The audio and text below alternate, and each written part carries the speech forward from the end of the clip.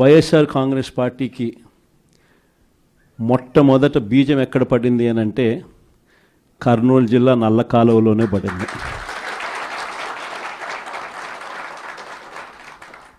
ఆ రోజు కూడా కేవలం ఒక మాట ఇచ్చినాం. ఆ మాట కోసం ఎందాకైనా కూడా పోయిన పరిస్థితుల మధ్య వైఎస్ఆర్ కాంగ్రెస్ పార్టీ ఆవిర్భవించడం, వైఎస్ఆర్ కాంగ్రెస్ పార్టీ ఈరోజు ఒక బలమైన పార్టీగా ఈరోజు రాష్ట్ర చరిత్రలో ఉండడం, దానికి బీజం కర్నూలు నుంచే పడింది. ఆ రోజు నుంచి నాతోనే అడుగులు వేశారు చాలామంది.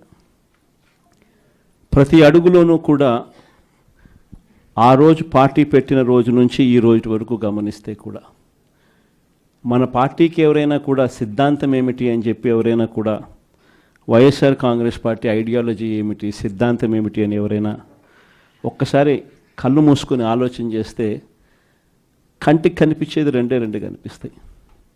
ఒకటి, విలువలతో కూడిన రాజకీయాలు చేయడం. రెండవది, విశ్వసనీయత అన్న పదానికి అర్థం చెప్పిన పార్టీ ఏదైనా రాష్ట్ర చరిత్రలో ఉంది అంటే అది వైఎస్ఆర్ కాంగ్రెస్ పార్టీ అని చెప్పి కూడా గర్వంగా చెప్తాం. నిజంగా ఈ రెండు పదాలే వైఎస్ఆర్ కాంగ్రెస్ పార్టీ నడిపించి, అదే మాదిరిగా ఒక నాయకుడిగా గట్టిగా ఈ సిద్ధాంతాలను నమ్మి ఒక నాయకుడిగా అడుగులు ముందుకు వేశాను. నాలో ఈ గుణాలను చూసి మీరంతా కూడా నాకు తోడుగా ఇన్ని సంవత్సరాల పాటు అడుగు వేశారు. ఈరోజు నేను ఒకటి